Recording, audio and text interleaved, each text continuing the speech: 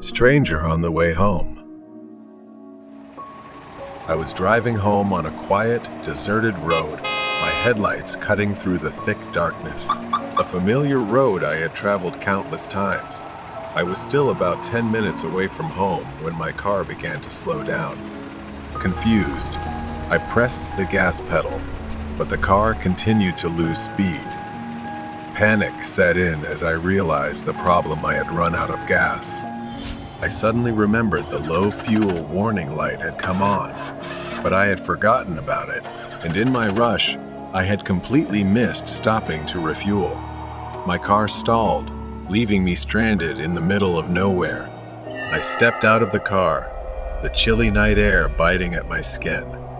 Glancing at my phone, I saw the worst: no signal. I wasn't surprised. This road had no reception.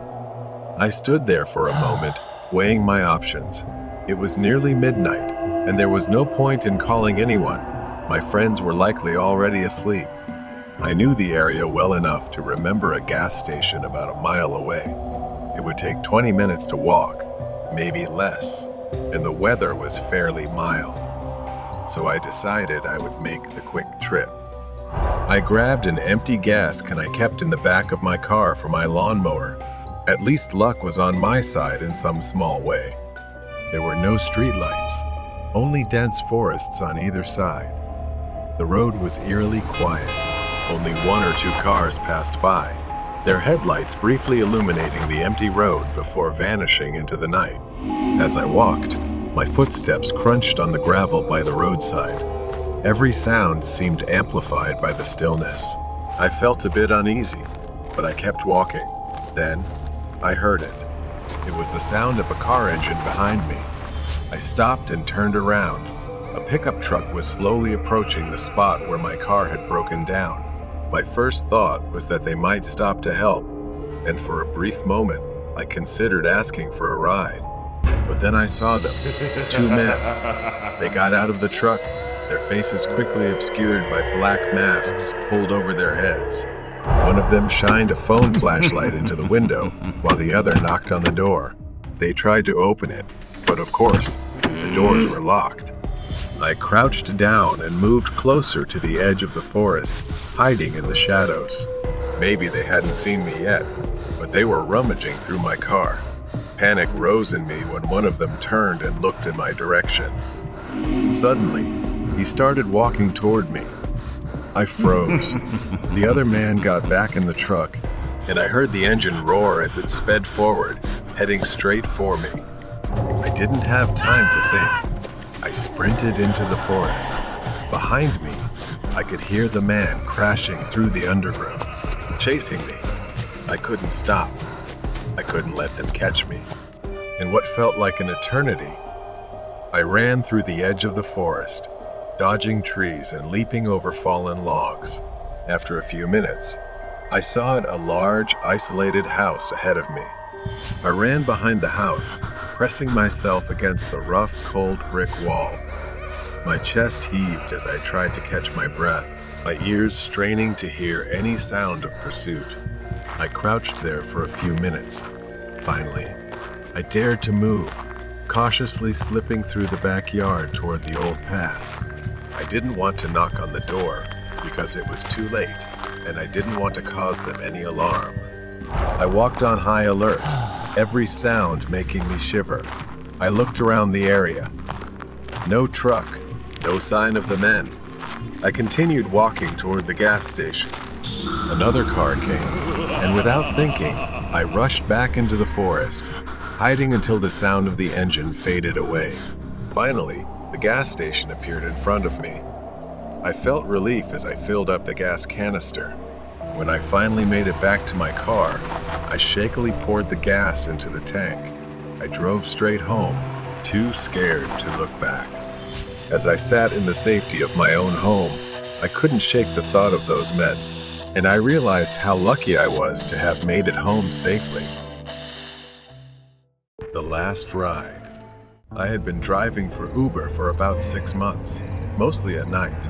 The pay wasn't great, but the quiet streets and dark city made it tolerable.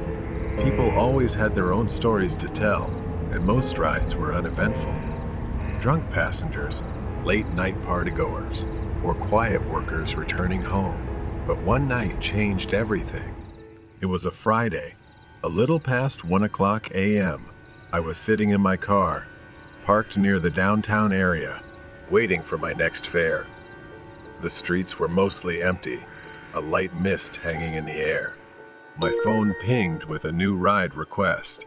The pickup was in an isolated area on the outskirts of town, where the streetlights were few and far between. I hesitated for a moment, but accepted the ride. As I drove through the quiet streets, the mist thickened into a fog, making it harder to see more than a few feet ahead.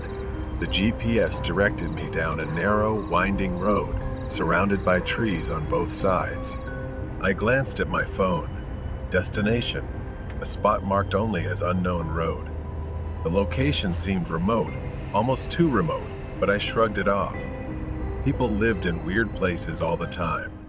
When I pulled up to the pickup location, there was no house, just a dirt path leading into the woods. I waited, glancing nervously at the trees, their branches looming overhead like skeletal fingers. My phone chimed again, a message from the rider. "I'll be right out." I watched the darkness, waiting for someone to emerge, but minutes passed and no one appeared. Just as I was about to cancel the ride, I saw movement. A figure stepped out from the fog, walking slowly toward the car. My headlights illuminated a tall man, wearing a long, dark coat. His face was hidden in the shadows, but something about him felt off. He opened the back door and slid into the seat without a word. "Where to?" I asked, trying to mask the unease creeping into my voice. The man didn't respond right away. After a long pause, he said in a low, raspy voice, "Just drive." Every instinct in my body screamed at me to cancel the ride and get out of there, but I didn't want to make a scene. I started the car and pulled away from the curb, glancing at him in the rearview mirror. He was staring out the window, his face still obscured by the shadows of the back seat. As I drove, the fog thickened, making it hard to see the road ahead. The man remained silent, his presence heavy and unsettling. Every now and then I'd glance in the mirror, and he'd just be sitting there, motionless. The tension in the car was suffocating. After a few minutes, I broke the silence. "So, where exactly are we going?" The man slowly turned his head to face me. His eyes met mine in the mirror, and I felt a chill run down my spine. "We're going home," he whispered. My hands tightened on the steering wheel. "Who's home?" He leaned forward, his face now partially visible in the dim light of the dashboard. His skin was pale, almost gray, and his eyes were hollow, empty. "Yours," he said, his voice barely above a whisper. A wave of terror washed over me. I slammed on the brakes, the car screeching to a halt. My heart raced as I turned to confront him, but the back seat was empty. The door was still locked, and the fog outside pressed against the windows like a living thing. I sat there, frozen, my breath coming in short, panicked gasps. I checked the mirror again. Nothing. I turned in my seat, but the back seat was completely empty. The man was gone. Shaking, I grabbed my phone and checked the ride. The request had vanished, as if it had never existed. There was no record of the trip, no rider profile, nothing. I sped away from the spot, the fog swallowing the road behind me. When I got home, I locked every door and window, my hands trembling as I did so.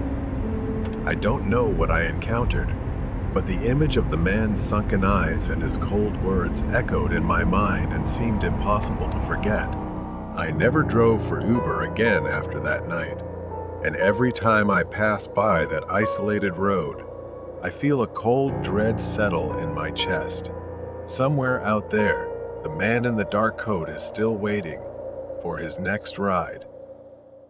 The Haunting of Route 23. I've been doing this job for over 20 years, driving on long, desolate highways at all hours. As a truck driver, I've gotten used to isolation, to the silence of the road. As a truck driver, I've also had to get used to sometimes sleeping in dangerous places. I was driving along Route 23, a road known for its long, deserted stretches. It's a 30-mile stretch of highway surrounded by endless rows of trees and dark tunnels. I had been driving for 3 hours, and I usually stop for a break after 4. I didn't particularly like this road, but I had no other choice. I spotted a small parking lot up ahead, a flat patch of land nestled between the trees. It was just big enough for my truck.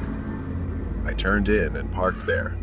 The dense trees surrounded me with a sense of desolation and silence. I stepped outside to brush my teeth. While brushing, I heard the sound of an engine echoing in the distance. A car was approaching, but instead of passing by, it slowly crept closer. Its windows were dark, and I could feel the hairs on the back of my neck stand up. Something wasn't right. I hurried back to the safety of my truck, slamming the door shut. I wrapped the seatbelt around the handle, an old trucker's trick, to make it harder for anyone to open the door from the outside.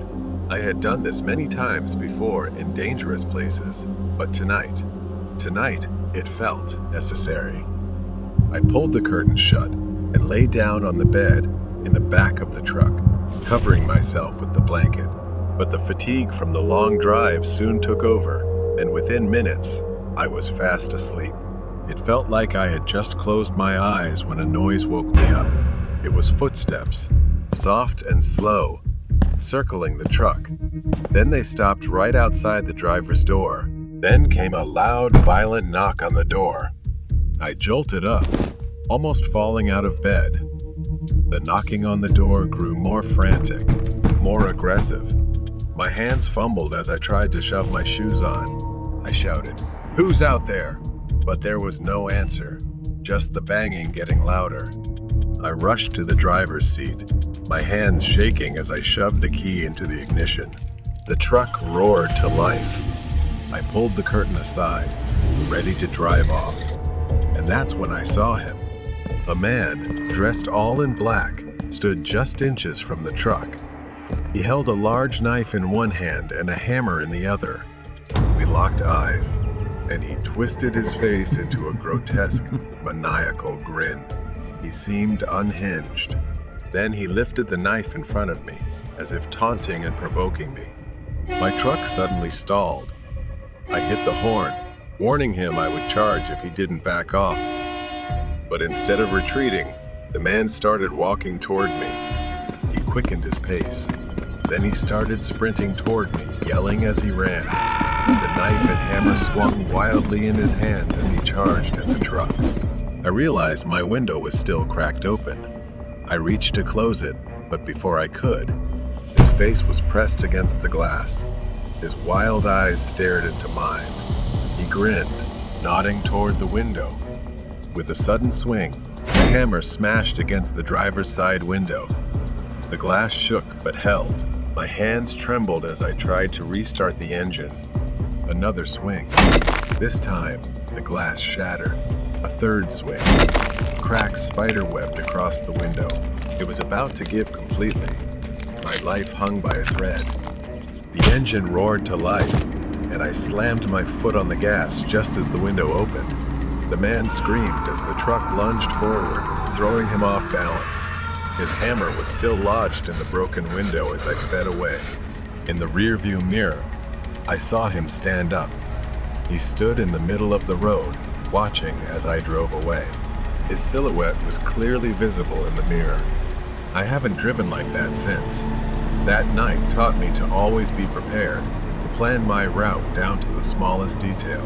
Now, I sleep in safer places, far from empty parking lots. The Yin and Yang Train. The Midnight Express was a train shrouded in mystery and fear. It was said to appear only once a year on a stormy night, traveling through the remote countryside.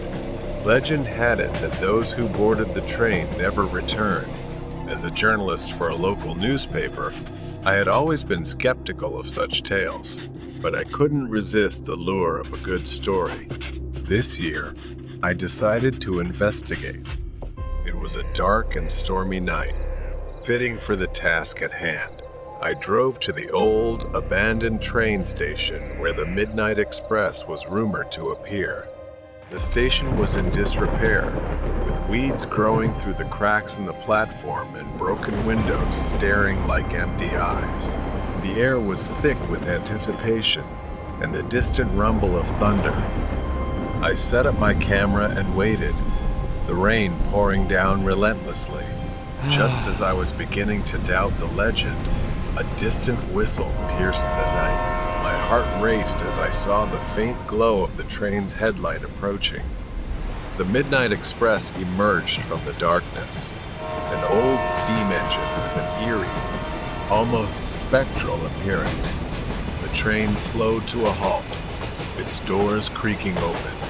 Despite my fear, I boarded the train, determined to uncover the truth. The interior was surprisingly well preserved, with plush seats and dim, flickering lights.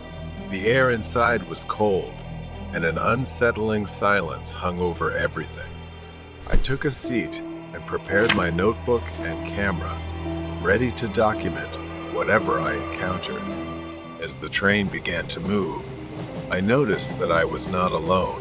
A few other passengers were scattered throughout the train, all of them staring straight ahead, their faces devoid of emotion. I tried to strike up a conversation with the man sitting across from me, but he remained silent, his eyes empty and hollow. A shiver ran down my spine. The train moved through the night, the storm raging outside. I decided to explore the other cars, hoping to find someone willing to talk. As I walked through the train, I noticed the passengers all had the same vacant expressions. They seemed more like mannequins than living people. My unease grew with each step. In the last car, I found a conductor. He was an old man with a weathered face and piercing eyes that seemed to see right through me. Can I help you? He asked, his voice gravelly and cold. I told him I was a journalist investigating the Midnight Express and asked about the passengers. They are souls trapped between this world and the next. This train is their purgatory, a place where they must confront their past sins before moving on. I felt a chill as I realized the gravity of his words. Why am I here? I asked. The conductor's eyes darkened. You sought the truth, and now you are part of it. You must face your own demons before you can leave. Panic set in as I tried to leave the car, but the door wouldn't budge. The train began to feel like a prison, the walls closing in on me. I ran back to my seat, hoping to find some way out. The passengers' faces seemed to contort into grotesque masks, their eyes following my every move. Desperate, I looked out the window, but the landscape had changed. Instead of the familiar countryside, I saw scenes from my own life, moments of regret, guilt, and pain. The train was forcing me to confront my own past. As the storm outside intensified, so did my memories. I realized I had spent my life running from my mistakes, never facing the consequences of my actions. The train slowed to a stop, and the conductor appeared again. It's time, he said. With a deep breath, I stepped off the train and into the unknown, ready to confront my past and seek redemption. The Midnight Express disappeared into the night, leaving me alone on the platform, but no longer afraid. I had found my story, and it was one that I would carry with me forever. Mysterious Hitchhiker. Ami didn't really like driving. A few years ago, she had to drive for hours every day to attend her specialized course. One day, on her usual route, The traffic was worse than she expected. She was tired and frustrated, inching her car forward bit by bit, feeling like time was dragging on endlessly. The cause of the traffic jam was a broken-down bus. Ami finally passed it and sighed with relief as the road ahead cleared up. But then, a few miles later, something caught Ami's attention. At a bus stop, there was a pregnant woman with her thumb out, trying to hitch a ride. Ami thought she needed help. Without thinking much, Ami slowed down and stopped. The woman opened the door and got in. The woman gently thanked Ami, explaining that the bus had broken down and she'd be waiting forever if she relied on it. She said she needed a short ride, and Ami agreed.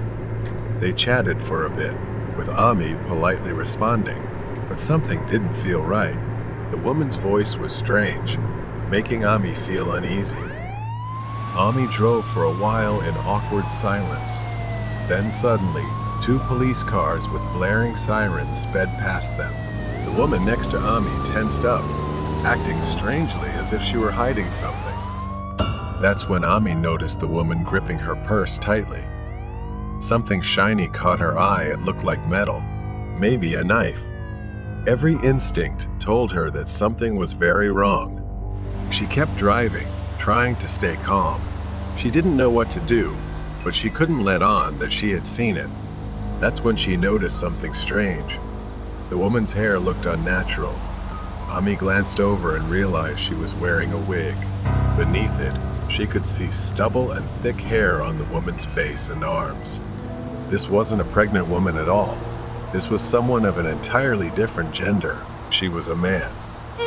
This wasn't just a hitchhiker. This was a dangerous person who had clearly planned this. Ami slowed down and stopped the car by the side of the road, hoping to buy herself a little more time. He immediately asked her why she had stopped the car. She started lying to distract him. She said she was feeling unwell and needed to stop and step outside for a bit. Her hands began trembling as she gripped the door handle. As soon as she stepped out of the car, she left the engine running. Luckily, her car had an anti-theft system, the only thing stopping the car from being driven without her. He got into the driver's seat and tried to drive it away, but suddenly the engine stopped. He angrily got out, still in the guise of a woman.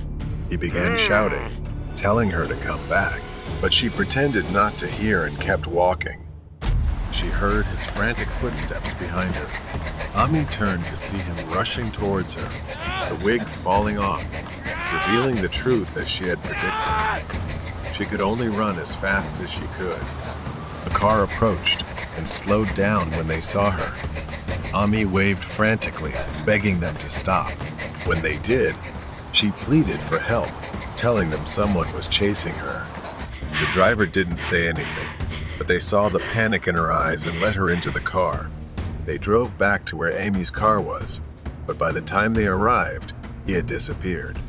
Ami reported the incident to the police. Not long after, they found and arrested the hitchhiker, a dangerous fugitive, wanted for a string of crimes. She could have been his next victim if she hadn't been alert. Escape from the terrifying truck. On a Sunday afternoon, Mac and I decided to go hiking in some hills, just an hour's drive from the city. The hill we chose today had a fairly simple trail, not too steep, and when we reached the top, everything felt peaceful, just like any other time we had gone hiking. After a short rest, we started heading down, but just 10 minutes later, Mac began complaining about the rough path. He wanted to take a different trail down. I hesitated but eventually agreed. We hadn't seen another soul since we started our descent.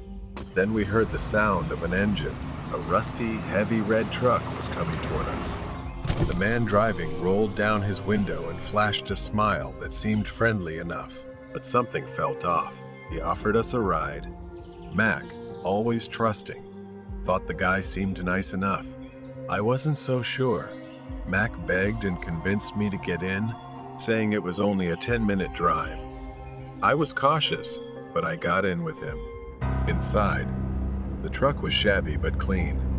As we settled in, I instinctively started scanning my surroundings. My eyes were drawn to the floor, where I saw a coil of rope behind the driver's seat. Unease began to creep in. 10 minutes passed. We were no closer to the main road, and the woods around us grew denser.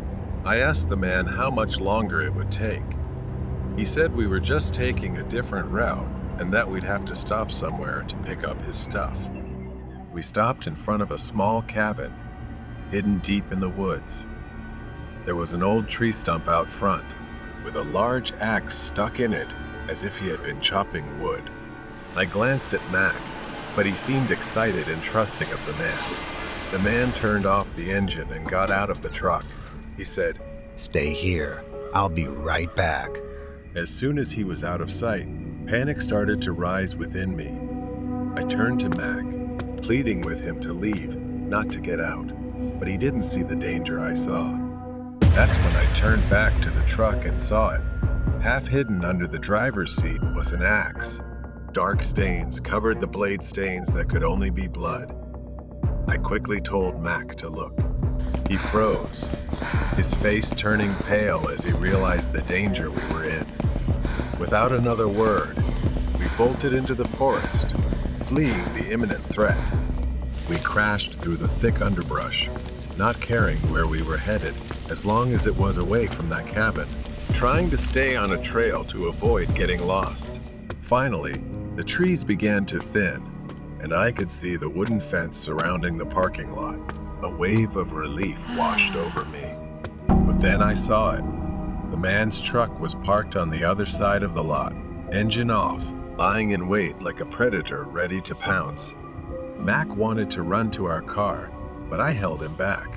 The parking lot was too wide, too exposed for us to make a safe escape. We hid behind a large tree, cloaked in the darkness. Time seemed to stretch, each second feeling like an eternity. As night fell, I heard a sound. The truck's door creaked open.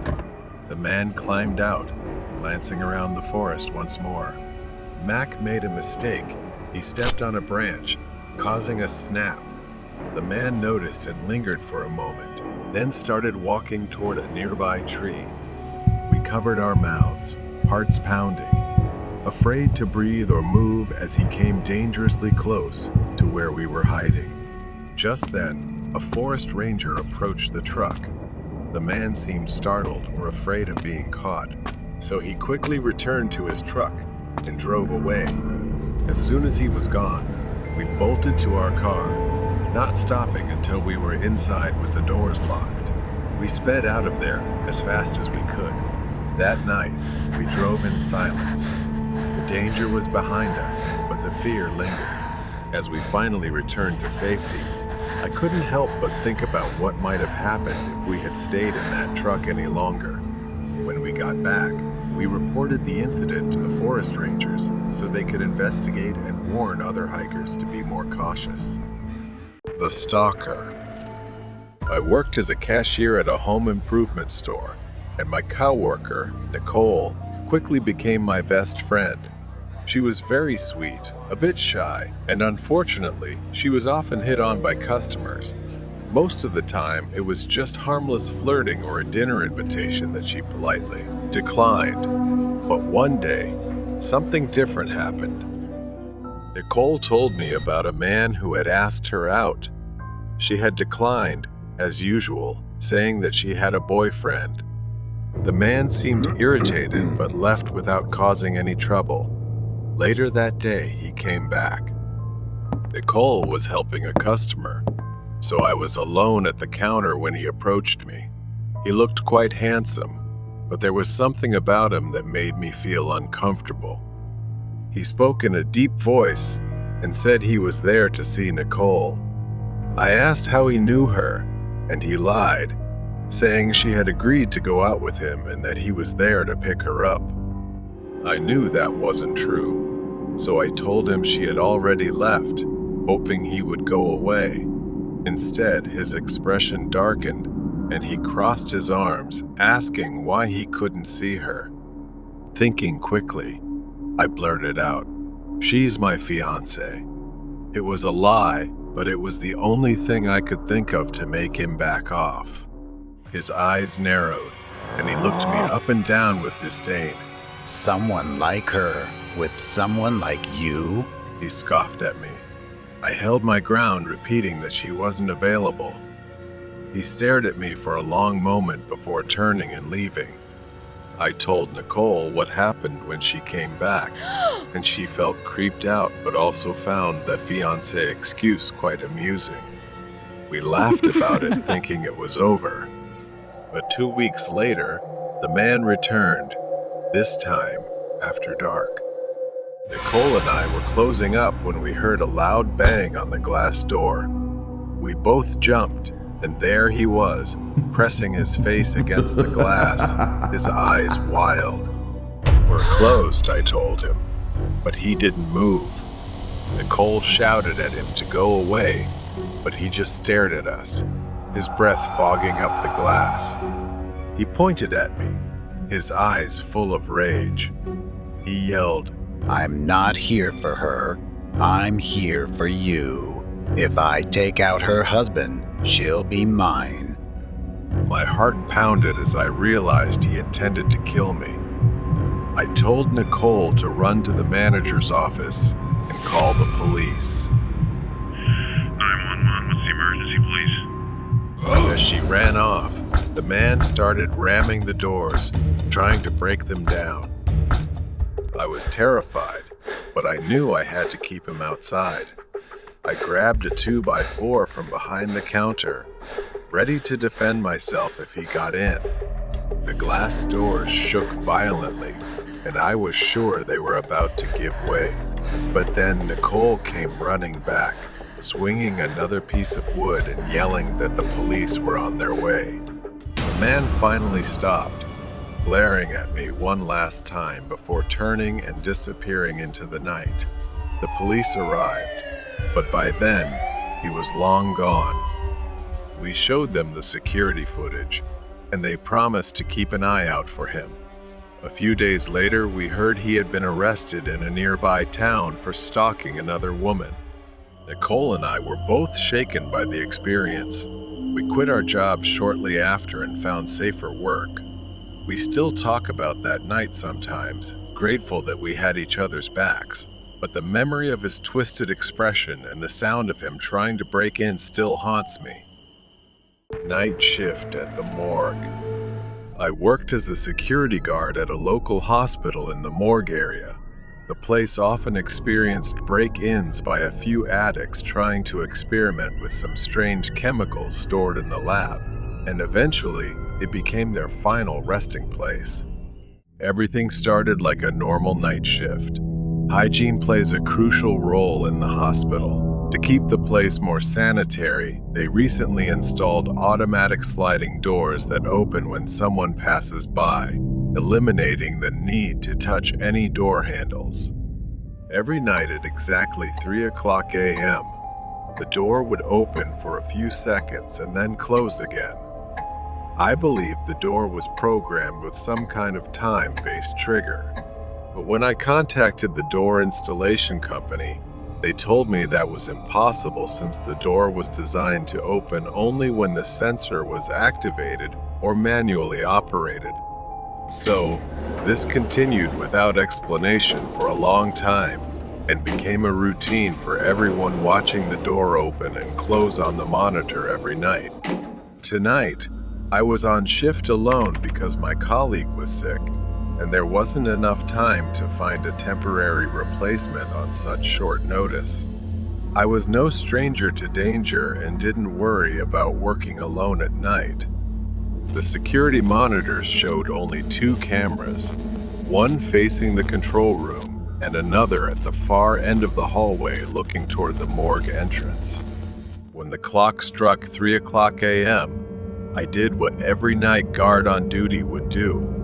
I started watching the screen. As usual, the door moved, but honestly, I still got chills sometimes from the sudden rush of cold air every time the door opened. Suddenly, the door remained open. I thought it was a screen glitch, but the lights on the door were still flashing. I waited a few minutes, but I soon realized I had to go down the hallway because the morgue door was strictly prohibited from being left open. As I walked down the hallway, the cold air blew against me, and I thought it would be even colder when I reached the morgue. I had hoped that the door might have closed by the time I got there, but just as I saw on the monitor, the door was indeed still open, and the camera was functioning normally. I tried waving my hand in front of the sensor, but it was useless. The door didn't budge. I reluctantly considered my next option, which was to check the sensors from the inside. As I turned around to look down the hallway, the door finally closed. I felt my hair stand on end as a strange quietness settled in a sensation like someone was standing right behind me. Out of curiosity, I went back to the monitor. I decided to rewind the security footage to the moment I approached the door to see if I could spot anything unusual. And what I saw was something I shouldn't have witnessed. There was a girl standing in front of the door behind me. I couldn't clearly see her face because of her long black hair and the white dress she was wearing. She just stood there smiling, staring at me with one eye. To this day, I still can't explain it, as I had just been there and hadn't seen anyone.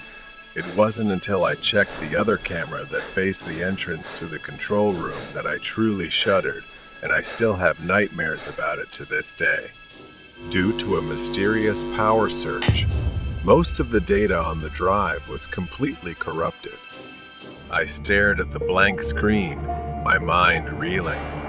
The events of that night played over and over in my head, and I couldn't shake the feeling that something was still in the room, watching from the shadows. Every night, as I try to sleep, when the clock strikes 3:00 a.m., I can still feel the chill in the air, the weight of invisible eyes on my back, and the quiet whisper of the girl who is there. Strange clown in the parking lot. It was a chilly October evening in 2016, just a few weeks before Halloween. My friends, Jake and Sarah, and I decided to catch a late-night movie at the local theater. After the movie, which ended around midnight, we lingered in the parking lot, chatting and enjoying the crisp autumn air. The parking lot was mostly empty, illuminated by a few dim streetlights, creating long shadows that danced eerily around us. As we laughed about the horror movie we had just seen, Jake suddenly fell silent, staring behind us. We turned to see a clown standing by an old, beat-up car at the edge of the parking lot. He was dressed in a dirty, oversized clown suit with a red wig and smeared white face paint. Unlike the clowns at birthday parties, this one had a sinister air about him, his smile too wide and his eyes too dark. At first, we thought it was a prank. After all, clown sightings had become a bizarre trend that year. But as he started walking towards us, the playful notion quickly vanished. His movements were slow and deliberate, and in his gloved hand, he held a balloon that bobbed menacingly with each step. Nervously, we decided to head to Jake's car, which was parked a short distance away. We tried to act casual, but our pace quickened with each step.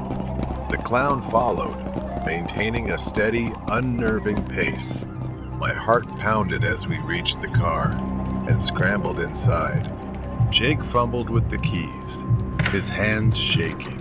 Just as we locked the doors, the clown reached the car. He leaned against the driver's side window, his face inches away from Jake's. He pressed the balloon against the glass and slowly dragged his finger down the window, leaving a streak in the condensation.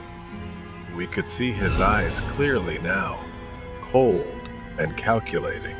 He tapped on the glass, the sound echoing in the silent parking lot. We were frozen with fear, unsure of what to do next.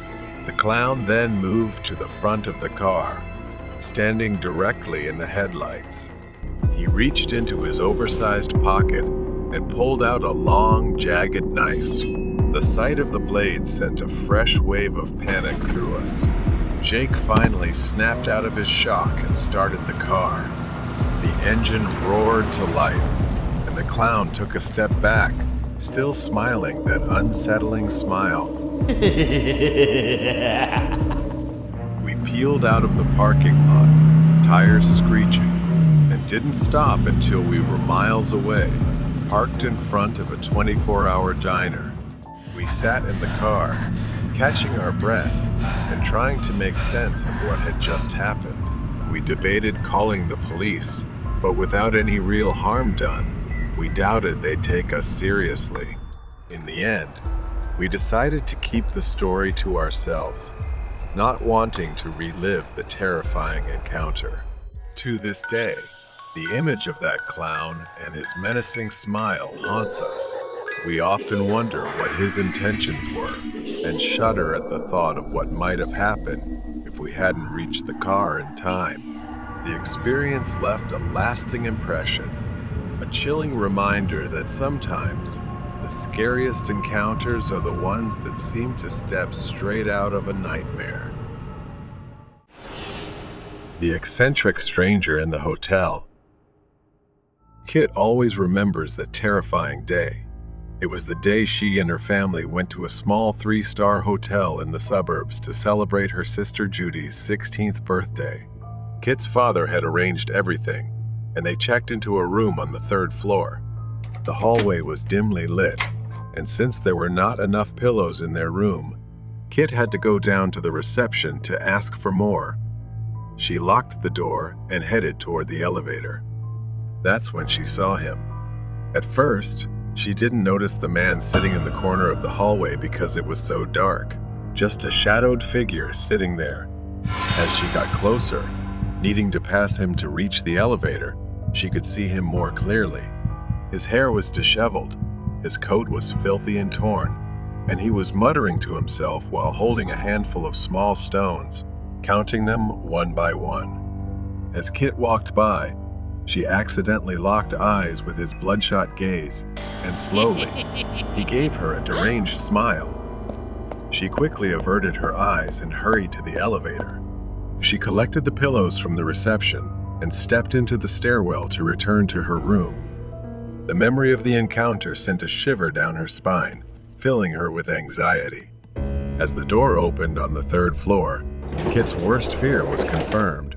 He was still sitting there, her face darkened with unease. He remained in the same spot, humming to himself as he toyed with the stones. Kit tried to walk quickly past him, but then she heard footsteps behind her. A sinking feeling hit her he was following her. She didn't dare look back again. The faster Kit walked, the quicker he followed. He began giggling, and the sound of the stones rattled throughout the hallway. She reached her sister Judy's door, but it was locked, and no one was inside. Kit didn't allow herself to stop. She sprinted straight to her parents' room. She pounded on the door frantically, nearly losing consciousness in her panic.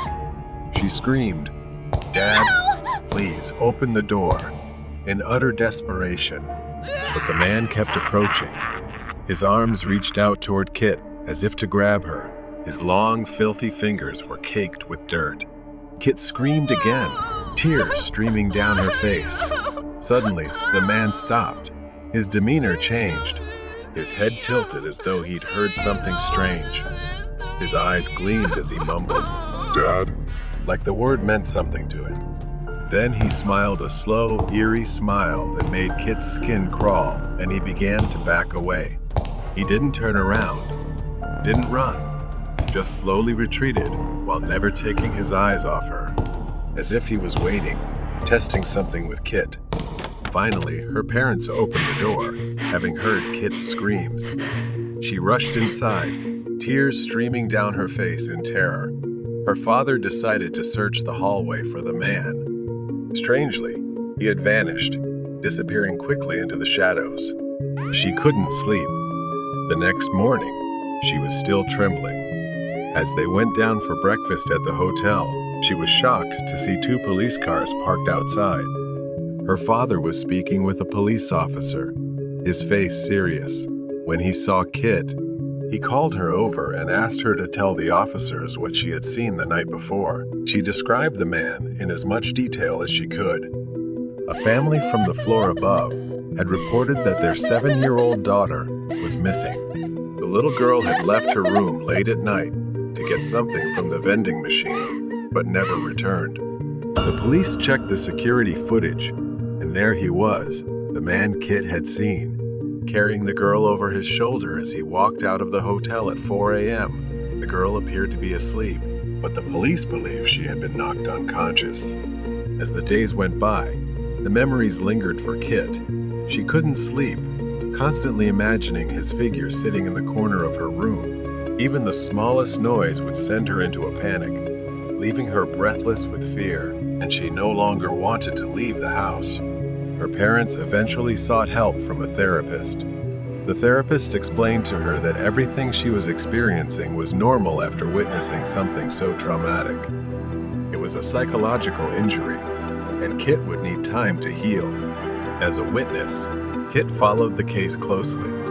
In the end, the case was closed without the police ever finding him. He was just a drifter, a predator. Kit wasn't sure if she'd ever be able to escape the memory of that night, but she knew she needed to move on and become stronger. Screaming in the crematorium. I work at the morgue in the crematorium area. It's not exactly the most glamorous job, but it helps me pay the bills, and that's what's important to me. Plus, I don't exactly hate working there. I've never been the most sociable person, so at least I don't have to deal with many people. Technically, my job isn't much different from filing paperwork in an office job.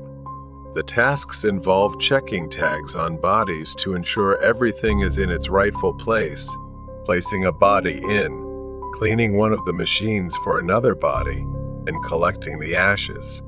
I have to admit, though, that sometimes this job can be a bit more gruesome than office work, especially when dealing with a severely decomposed body or a dismembered cadaver from a medical case. But I've gotten used to things like the smell of burning flesh, human ashes on my clothes, and so on.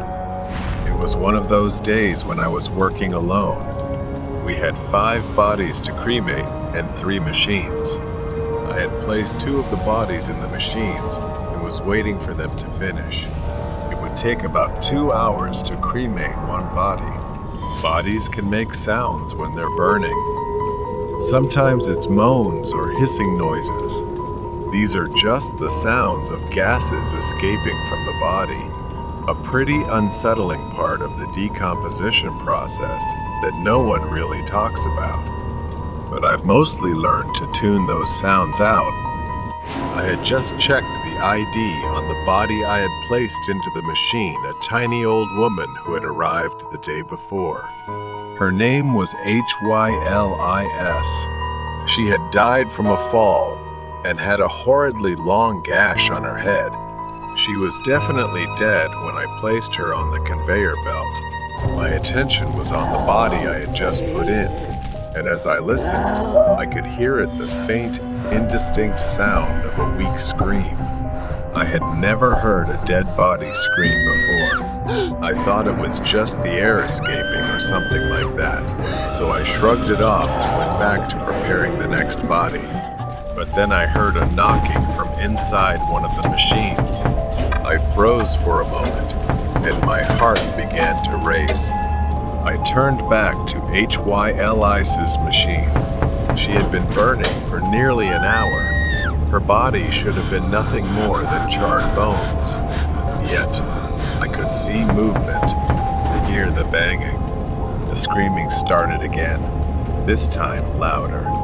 My hands trembled as I tried to make sense of what was happening. But the banging grew more intense, and the scream turned into a desperate, raspy voice, choking out the words,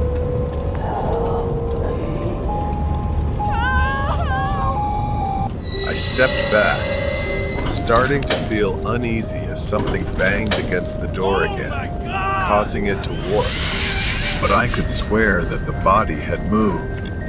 Then, the door of the machine buckled. Flames burst out from the sides, and smoke filled the room. The door flew open, and I saw a shadow move through the flames. I held my breath as I realized this was no joke. I stumbled backward, seeing charred, skeletal hands emerge from the door of the machine. I didn't wait to see more. I turned and ran, sprinting toward the door, not stopping until I was out on the street. The smoke alarms were blaring as I reached the door, and the sprinkler system had activated. Sirens wailed in the distance as firefighters arrived on the scene, and they managed to extinguish the flames. The crematorium was reduced to a charred skeleton. The next day, the news reported a mysterious fire at the crematorium, destroying most of the building. The cause remains unknown, and her remains are believed to have been lost in the fire. Horror story: The Strange Man with Red Eyes. This happened 6 years ago when I was working the night shift as a security guard in an old office building. Since then, I have never worked the night shift again. That night, the pale moonlight cast an eerie glow over the deserted scene, creating a chilling atmosphere. Around 3 a.m., I was doing my final patrol before ending my shift. As I walked through the dark hallway, I heard strange footsteps. I looked around, but saw no one. The footsteps continued, seeming to come closer to me. I started feeling uneasy, trying to stay calm and continue my work. But just as I reached the security room, the door suddenly opened. A man with disheveled hair and bloodshot eyes walked in. He was wearing a long black coat and carrying an old suitcase. There was no one around, and I couldn't understand how he got into the building at this hour. I swallowed nervously, trying to speak to him. Do you need any help? I asked, my voice trembling. The man didn't answer right away. He just stared at me for a long moment. Then he opened his mouth, his voice raspy like the wind through a crack in the door. I need to go to a very special place, a place you will never forget. I didn't understand his meaning, but I responded anyway. I can't leave the building during my shift. Can you specify the location? The man smiled in a strange way, his thin lips curling up. All right, take me to the basement. I was surprised, but didn't want to cause trouble, so I nodded and led him there. We stepped into the elevator, the air inside becoming oppressive. When the elevator doors opened at the basement level, a cold draft swept in. The man stepped out first, and I followed, feeling more anxious. He stopped in front of a small room, its door long locked. I didn't remember ever seeing this room before. The man pulled out an old key from his coat pocket, unlocked the door, and stepped inside. I stood outside, not daring to follow. I've reached my destination, he said from inside. Thank you for guiding me. I turned to leave, but suddenly he appeared right in front of me, as quick as lightning. He placed his hand on my shoulder, gripping so tightly that it hurt. Remember, you have helped me, and I will remember you. I screamed, trying to break free, but I couldn't. A sharp pain shot through my chest, and I collapsed. My eyes gradually closed. I gradually saw the door of the room closing before my eyes, accompanied by his satisfied, creepy laughter. And then I fainted. When I opened my eyes, I was lying in a hospital bed. The doctor said I had a heart attack but was lucky to survive. I recalled the man and asked everyone around about him, but no one had seen him, and the security cameras recorded no one but me.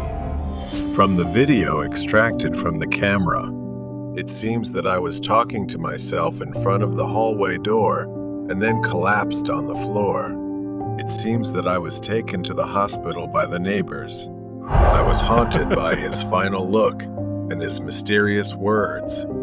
I could never forget that raspy voice. And every time I remember, I feel a chill down my spine. I had once guided a mysterious man, and it had changed my life forever. Red bracelet. I have worked at the hospital for 10 years, something I am very proud of. Most people I meet here have an average working time of just 1 year. The shortest time someone stayed was 1 week. Working here is not easy. They say staff are cursed if they do something wrong. Lights fall on people's heads, they slip on completely dry floors, and fires frequently break out.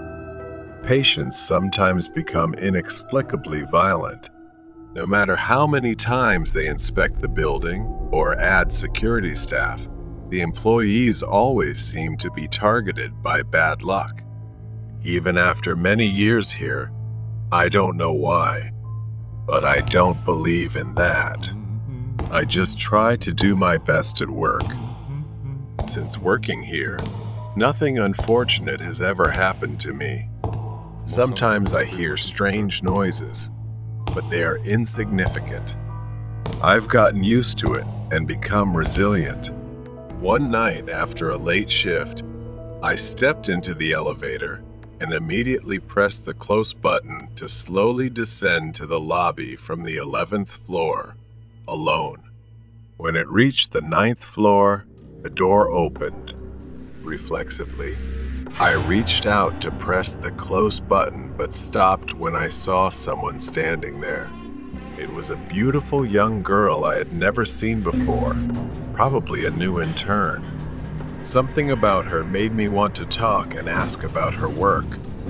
I placed my arm in the door to let her in. I asked if she was new. She shyly nodded without saying anything. I was very happy to get to know her. I saw her name tag. Her name was Ilsa. Every night after that, after my shift, at the same time on the 9th floor, Ilsa would be standing there waiting. This surprised me, but I thought it was just a coincidence. She didn't say anything, just bowed her head shy. For the first time in a long while, I decided to open up and make a new friend. One night, while going down in the elevator, as expected, the door opened on the 9th floor where Ilsa was waiting to get in. I decided to ask if she would like to have a drink with me. As soon as she stepped in, she heard a loud noise at the end of the hallway. Both of us looked out. From the corner of the hallway, a dark figure of a man appeared. He was tall, limping, and heading straight for the elevator. Wait! Wait! The man called out. She immediately reached out her hand to hold the door. The man sped up and shouted, Help me! Help me! Help me! As the man got closer, my stomach began to churn. Wait, something wasn't right with me. The man was now just a few steps away from the elevator. He waved at us, revealing a red wristband that was bleeding. I immediately pulled Ilsa back and closed the elevator door. He pounded on the door continuously. I recalled the cold, clinical atmosphere of the morgue. The bodies lay on metal slabs, each with a red wristband. The image of a young girl's lifeless hand, limp from the weight of the wristband, flashed through his mind. Well, you. His heart pounded, a mix of confusion and fear. The elevator swayed, bringing Jazz back to the present. He looked at Ilsa again. She slowly and coldly said, Why did you do that? Why didn't you help him? I replied, I couldn't help him. He was wearing a red wristband, which is only for the deceased in the morgue. She didn't speak. Then suddenly, she pressed the button to go down to the warehouse basement. Even I rarely go down there alone. I followed Ilsa down a narrow, dark corridor he hadn't noticed before. The walls were adorned with old, faded photos of patients and staff, all wearing red wristbands. The air grew colder.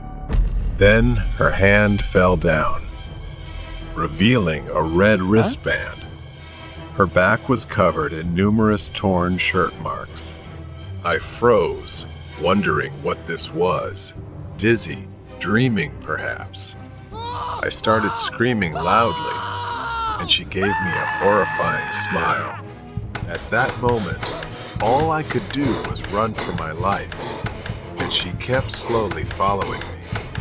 When I reached the elevator door, I pressed the button frantically, uncontrollably.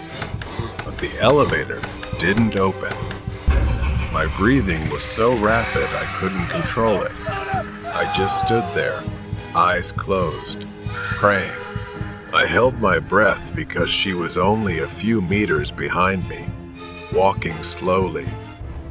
Without waiting any longer, I had to find the emergency exit to run up to the first floor. I ran like I had never run before. Thank God I escaped that dreadful, terrifying place. I might have stayed there too long. It was probably time to leave. The next day, I quit my job. Years later, after I left, I learned that it had been officially abandoned without any explanation. It was a horrifying and unforgettable experience for me. The crazy mother on campus. Exam season had arrived, and normally our school library would close, but because of the exams, the school decided to keep it open until midnight. My house is not far from the school, so instead of studying at home, I prefer to study in the quiet and peaceful library. That day, I left home at 6 o'clock, engrossed in my studies, and didn't realize that it was already 10 p.m. I had never stayed this late before. The ticking clock was loud, each second echoing in the emptiness, signaling that it was nearly midnight. Strangely, there were hardly any students studying at that hour. It was absolute silence. I finished my work and headed home. The library is at the end of the hallway, so as usual, I walked down the long, dark corridor of the school. But today, I felt an unusual chill in the air. It was empty and the silence was suffocating. I walked through the hallway and quickly approached the exit. I walked fast, the sound of my footsteps echoing ominously. The once familiar campus now felt strange and frightening. The trees swayed gently in the wind, their branches like skeletal fingers reaching out. The path narrowed as I entered the school garden, the lights becoming fewer. A sudden loud snap of a branch made me stop dead in my tracks. I spun around, heart racing, but saw only shadows. Exhausted and hungry, I could barely walk properly. I kept my eyes on the ground as I walked. From the darkness, a figure emerged. It was a woman walking with a strange, crippled gait. Her legs seemed twisted, making it difficult for her to walk. She moved like a zombie. Now I was close enough to see her clearly. Her clothes were torn and filthy, her hair hanging in tangled clumps around her ghostly pale face. My heart pounded in my chest as the woman limped toward me, her eyes staring as if she wanted to pounce on me. I backed away, fear enveloping me. The uneven footsteps of the woman grew louder, echoing in the empty night. She pursued me relentlessly. I ran aimlessly until I reached the school parking lot, desperately searching for a place to hide. The parking lot was eerily empty. I hid behind a car, my breath coming in ragged gasps from the exhausting chase. But she did not tire. She searched for me with a crazed determination. From my hiding spot, I saw the woman moving past the cars, her head turning from side to side, searching. I felt truly terrified and breathless. The woman stopped near my hiding place. I held my breath, afraid to make a sound, and prayed she wouldn't see me. Thankfully, she just stood there, scouting the area, and then turned and continued moving. Seizing the opportunity, I bolted from my hiding spot, running towards the dormitory. The lights of the building were a beacon of hope, but the woman's footsteps grew louder behind me. I didn't care about anything else. I just ran, fearing for my life. I reached the dormitory entrance, my hands shaking as I fumbled with the keypad. I could hear the woman's labored breathing right behind me. Finally, the door clicked open, and I rushed inside, slamming it shut behind me. I leaned against the door, gasping for breath. I looked through the glass, but the woman was nowhere to be seen. The campus was dark and silent. I collapsed onto my bed, my mind racing with the terror of what had just happened. The image of the woman's pale, haunting face was etched into my memory. The next morning, I was determined to find out more about what I had experienced. I asked the groundskeeper who tended to the school's garden. He looked quite old, so I thought he might know something. I asked him, and he said that in 1998, there was a 32-year-old woman who had a 20-year-old daughter who also attended this school. One day, while playing with her friends, the daughter mysteriously had an accident on the school grounds and died. The mother couldn't bear the thought that her daughter might have been bullied or something terrible had happened to her that she didn't know about. Losing her daughter drove her mad, and she would appear and disappear erratically. I decided I would never walk alone on the school grounds again. For the sake of my safety, the danger was too real and could strike at any moment. Strange clown in the parking lot. It was a chilly October evening in 2016, just a few weeks before Halloween. My friends, Jake and Sarah, and I decided to catch a late-night movie at the local theater. After the movie, which ended around midnight, we lingered in the parking lot, chatting and enjoying the crisp autumn air. The parking lot was mostly empty, illuminated by a few dim streetlights, creating long shadows that danced eerily around us. As we laughed about the horror movie we had just seen, Jake suddenly fell silent, staring behind us. We turned to see a clown standing by an old, beat-up car at the edge of the parking lot. He was dressed in a dirty, oversized clown suit with a red wig and smeared white face paint. Unlike the clowns at birthday parties, this one had a sinister air about him, his smile too wide and his eyes too dark. At first, we thought it was a prank. After all, clown sightings had become a bizarre trend that year. But as he started walking towards us, the playful notion quickly vanished. His movements were slow and deliberate, and in his gloved hand, he held a balloon that bobbed menacingly with each step. Nervously, we decided to head to Jake's car, which was parked a short distance away. We tried to act casual, but our pace quickened with each step. The clown followed, maintaining a steady, unnerving pace. My heart pounded as we reached the car and scrambled inside. Jake fumbled with the keys, his hands shaking. Just as we opened, locked the doors, the clown reached the car. He leaned against the driver's side window, his face inches away from Jake's. He pressed the balloon against the glass and slowly dragged his finger down the window, leaving a streak in the condensation.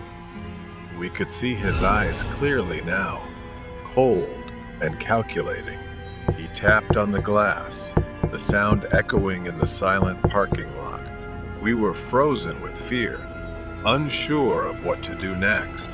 The clown then moved to the front of the car, standing directly in the headlights. He reached into his oversized pocket and pulled out a long, jagged knife. The sight of the blade sent a fresh wave of panic through us. Jake finally snapped out of his shock and started the car.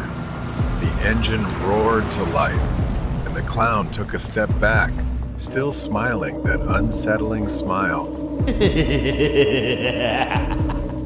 We peeled out of the parking lot, tires screeching, and didn't stop until we were miles away, parked in front of a 24-hour diner. We sat in the car, catching our breath and trying to make sense of what had just happened. We debated calling the police, but without any real harm done, we doubted they'd take us seriously. In the end, we decided to keep the story to ourselves, not wanting to relive the terrifying encounter. To this day, the image of that clown and his menacing smile haunts us.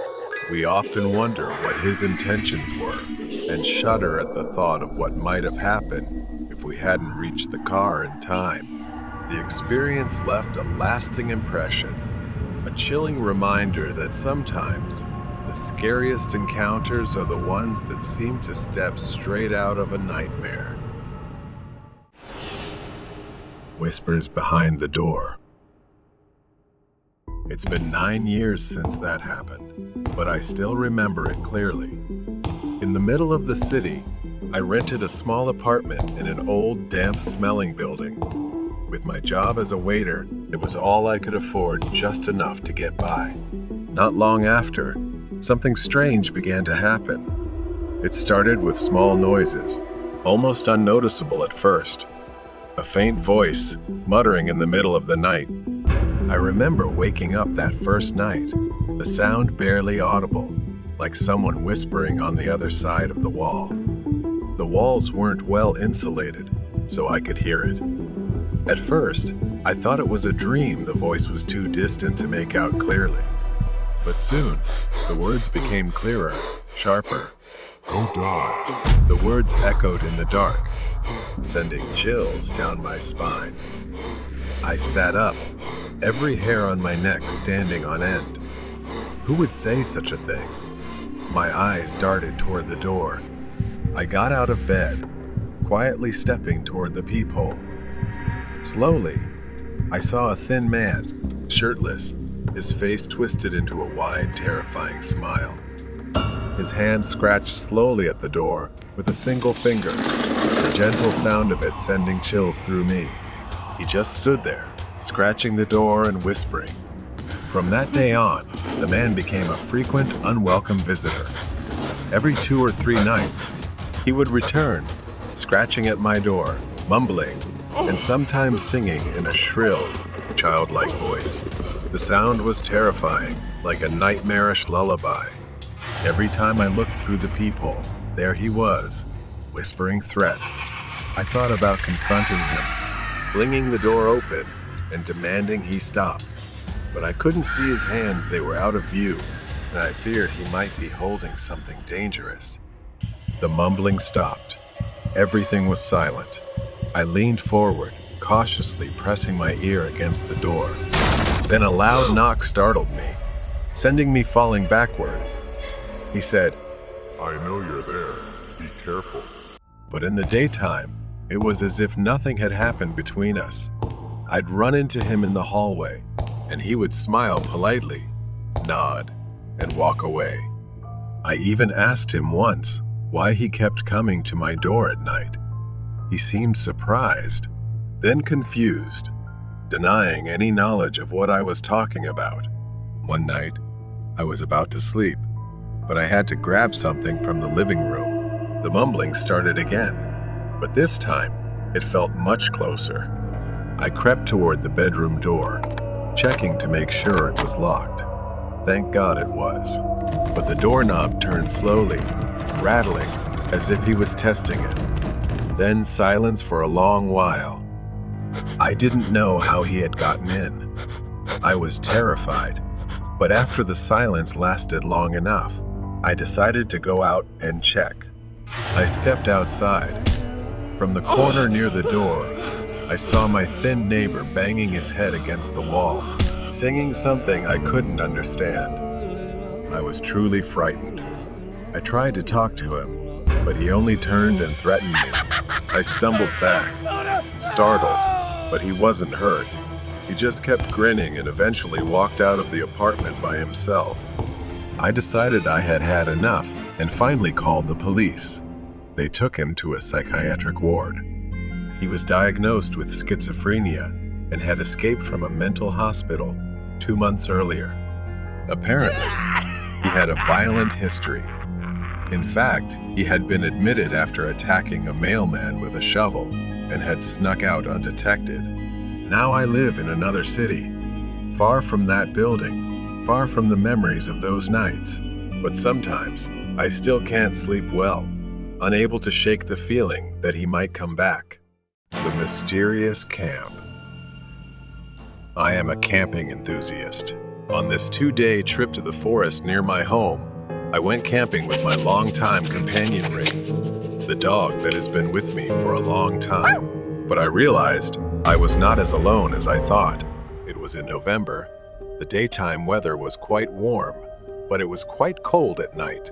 As always, I brought all the camping gear I had. Since it was close to the lake, I also brought a fishing rod to fish. I arrived and set up camp in a comfortable clearing near the lake to fish.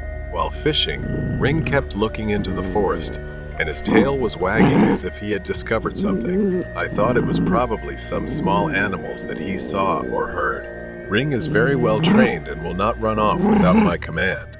After about an hour of fishing, we walked around the lake. On the other side of the lake, I saw a few people walking into the forest.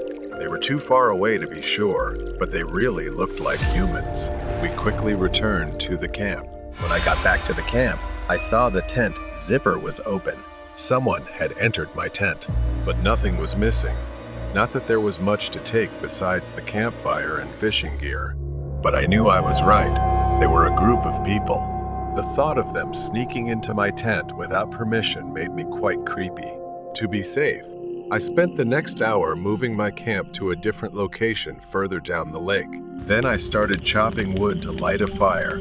When the fire was burning, I fed Ring and then warmed up the food for dinner. Ring continued barking into the forest. By then, it was dark, and I couldn't see anything except the firelight. I looked into the darkness with a sense of fear. With that thought, I brought Ring into the tent and extinguished the fire. I crawled into my sleeping bag, and with the reading light beside me, I was reading my novel. Ring's ears kept twitching as he heard things that I couldn't hear. He kept looking around and started growling. I imagined someone out there in the darkness, scarier than a bear. Eventually, Ring calmed down and put his head down. I felt uneasy and wanted the night to pass quickly, so I turned off the light and went to sleep. I woke up a few hours later to the sound of growling and howling. I told Ring to be quiet. I listened and heard someone whistling, the kind of whistle you do to get a dog's attention. Someone was really out there at my camp in the thick darkness, and I was terrified. Then there were footsteps coming closer to the tent until they were right outside and then stopped. Ring howled madly, and I held him tight to keep him quiet without saying anything. There was no crackling fire, just absolute silence except for the wind. Looking towards the tent's zipper, I tried to deepen my voice and commanded and shouted, "You'd better get out of here, don't come any closer," then threatened them with my emergency flare gun. The footsteps moved away from the tent, slow and heavy. I couldn't sleep after that, but I was too scared to leave the tent and pack up in the dark.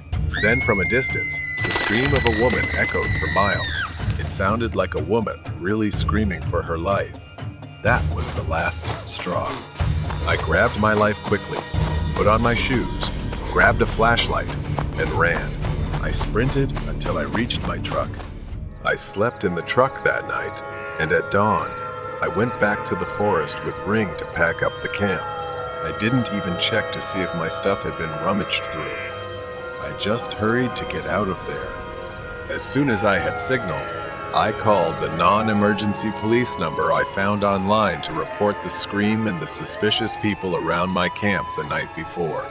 I don't know what happened after that and don't know what is going on in that forest, but I never went camping there again. Luckily for me, it was a memorable camping trip. Train to Hell. Rai, he had once been a professional thief. No matter where he was, he could carry out his actions smoothly. That day, the location was the subway, and it was also where he would pay a heavy price for his sins. While fleeing from pursuit, Rai boarded a subway train that looked quite old, carrying the scent of damp concrete, rust, and something faintly metallic, almost like the smell of blood. The subway car was nearly empty, except for a few scattered passengers in various cars. Most of them seemed lost in their own worlds. One was dozing off, another absorbed in their phone. But then, at the far end of the car, there was an older man who looked quite terrifying. He wore a long, dark coat, his face obscured by shadows, but his eyes were cold and piercing, chillingly sharp. Rai tried to shake off the discomfort, shifting in his seat, looking elsewhere. But the feeling of always being watched made him very alert. The subway suddenly jolted, the lights flickering more violently before dimming to a weak, pale yellow. The train began to slow down, the sound of the brakes screeching like a high-pitched wail echoing through the thief's skull. He glanced around, noticing that the other passengers had disappeared, leaving only him and the mysterious man at the end of the car. He tried to stand up, move toward the exit, but his legs were stiff. The man in the dark coat began to stand up, moving toward him with slow, deliberate steps, his eyes never leaving the thief. The subway train came to a complete stop. The doors remained closed. The thief was trapped. The man approached the thief, raising one hand with fingers unusually long and thin, and waved it slowly in front of the thief's face. The thief's eyes glazed over, his mind succumbing to the invisible power of hypnosis. His body went limp, collapsing into the seat as he was pulled into a vision, deeper and deeper, until the subway car completely vanished. Rai found himself standing in a nightmarish version of a subway station. The walls were cracked and oozing a thick black substance, the lights flickering. The tracks were covered in a dense, glowing red fog that seemed to rise from the very depths of the earth, and the air was thick with the stench of decay.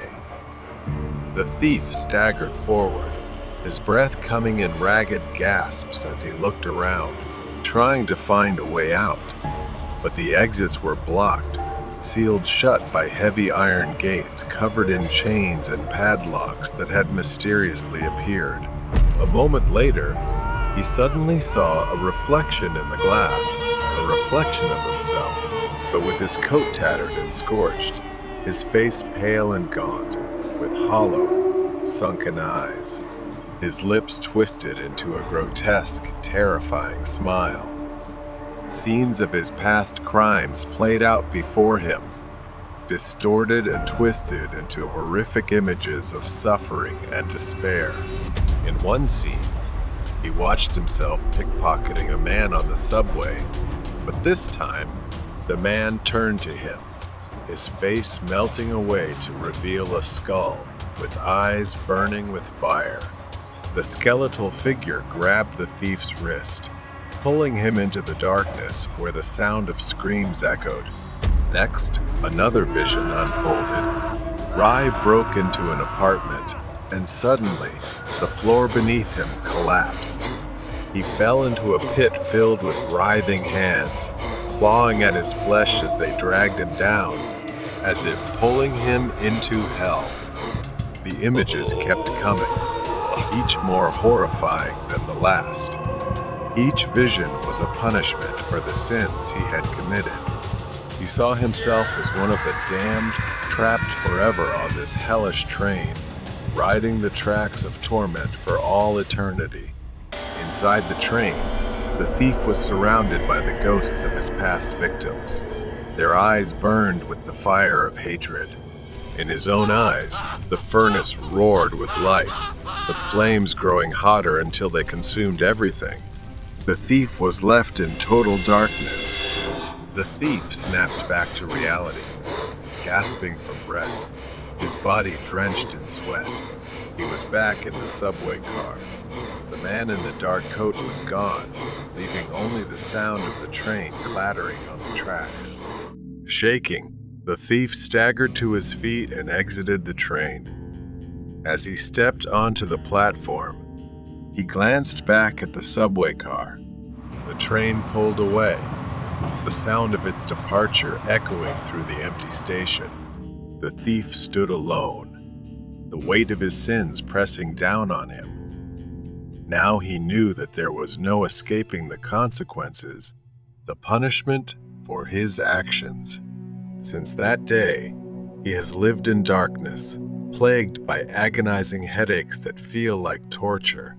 He must live in fear, haunted by what he had seen and experienced. Perhaps this is just one of the punishments he has to endure. The graveyard shift. 15 years. That's how long I've been working the night shift at this cemetery, a place filled only with darkness and heavy silence. My shift starts at 11 p.m. and ends at 7 a.m., during a time when the rest of the world is asleep. Over the years, I've seen a lot, mainly teenagers causing trouble, or the occasional group of drunk people, but tonight was different. The night started like any other. I arrived early, had a brief chat with the daytime worker before he left. Then, it was on to the usual routine, a quick check. My only job was to drive the golf cart around occasionally, making sure everything was in order. Nothing happened. And tonight, nothing seemed to be happening either. I drove around several times before heading back to the security room for a break, which was right inside the cemetery grounds. Around 2 a.m., I decided to take another lap. As I reached the end of the yard, the headlights of the golf cart swept across the fence, hidden in the darkness. That's when I saw him, a figure standing by the fence. At first, it was just a shadow. I drove closer. Now, I could see it was a man standing outside the fence. His features were barely visible, obscured by the shadows. He was standing still, looking towards me. I didn't want to confront him, not yet, so I decided to circle the parking lot, hoping he'd be gone when I returned. When I came back, he was gone. A deep sense of unease began to settle in. I got out of the cart, slowly, scanning the area again to make sure he hadn't snuck in. But everything seemed normal. Nothing was out of place. So I continued my patrol, passing through the entire yard, which took about 15 minutes. Sometimes I would slow down just to make the time go by faster. 15 minutes later, I got back in the cart and returned to the same spot. He was there again, but this time, he was inside the cemetery, standing on the gravel path. My heart raced as I drove closer, the gravel crunching under the tires. He didn't move, didn't react, just stood there, unnervingly still. I got out of the golf cart and started walking toward him. He looked like a man in his 40s, his clothes dirty and old. I stopped a few meters away from him and told him he wasn't allowed in here and that he should leave soon. I spoke, but he didn't respond or even turn his head to look at me. I reached out, intending to gently tap his shoulder, but the moment my hand touched him, he spun around to face me. His eyes filled with anger, and for a moment, I thought he might attack me. But instead, he turned and started walking, heading straight for the fence. I stood frozen, watching as he effortlessly walked through the fence and vanished into the darkness on the other side. Trembling, I got back in the golf cart and drove straight to the security office. I needed to calm down, to think. Once inside, I locked the door and tried to steady myself, trying to stay calm. Minutes passed, though it felt like hours, and then there was a loud knock at the door. I jumped, my heart racing. Another knock followed, this time more forceful. Panic set in. I had nowhere to go. My mind raced as I grabbed the landline and dialed 911. I explained what was happening, my eyes fixed on the door. The knocking continued, relentless, until it suddenly stopped. The next day, I sat with my manager as we reviewed the CCTV footage. The grainy black and white video played on a small screen, showing the man I had seen the night before. What I saw was horrifying. Just minutes after I entered, the man I had seen in the yard walked to the door. He stood there, motionless, for almost 15 minutes before he began pounding on the door. In his hand, he held something, but the footage wasn't clear enough to tell what it was. It looked like a metal rod or pipe. He was never identified, and I haven't seen him again since that night, but the memory of that night still lingers with me. Every time I drive past the cemetery, I find myself glancing over my shoulder, hoping he never appears again. Horror story about the rocking chair. My name is Jonathan, and there was a time when I frequently experienced severe sleep disorders. I often woke up in a vegetative state. Every time I lay down to sleep, nightmares would come. It started when I woke up at night feeling trapped in my body. I could see, feel, and hear everything around me, but I couldn't act. Gradually, it became more complex. One night, I woke up and found myself standing near the bed, looking at myself. I can't describe how terrified I was. I decided to see a psychologist. Drive. Beman gave me sedatives and said that over time, it would go away. And I would have to learn how to improve my sleep. I followed his instructions, and within a month, I was quite good. But suddenly, things got worse. Since I had just moved in, I didn't have much furniture. Besides the sofa, there was a TV set, a table lamp, and a rocking chair. It was in the apartment before I moved in. I kept it as an extra seat for myself. One night, I fell asleep on the living room sofa.